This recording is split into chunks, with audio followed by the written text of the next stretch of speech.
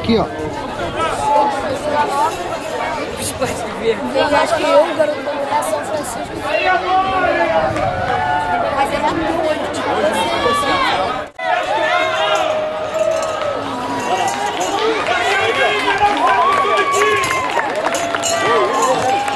Vamos, palma pro seu amigo aí, vamos bater palma.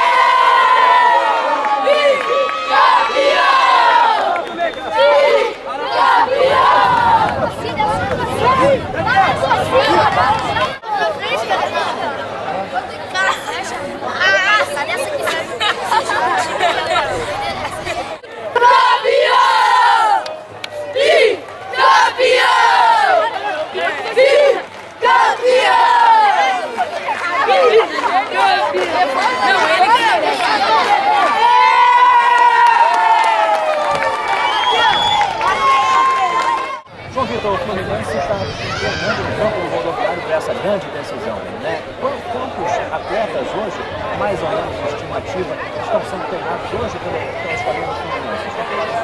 São em média quase 100 alunos, divididos em 4 categorias, sub-11, sub-13, sub-15 e sub-17. Então esses garotos têm no nosso projeto o objetivo de formar os jogadores para está mandando para outros clubes. Por isso que foi criado esse projeto do campo. Nós temos o projeto do Society e temos o projeto do campo. Então,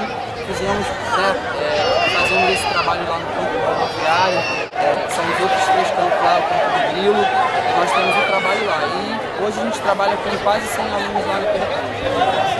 João Vitor, parabéns a essa moçada sub-15, parabéns a você. Dedica essa vitória a alguém, essa conquista? Em primeiro lugar, a Deus, por nos permitir que nós todos estamos aqui nesse momento. Em segundo lugar, minha família, pela oportunidade de eu estar aqui, né? Minha família, graças a Deus, me apoia em tudo que eu faço. Minha mãe, meu pai que não está mais aqui, eu tenho certeza que está lá no céu orando por mim. E a todos os meus amigos que estão perto de mim, que estão longe, e as pessoas que estão próximas. Obrigado pela entrevista, parabéns. Olha o microfone, olha o microfone!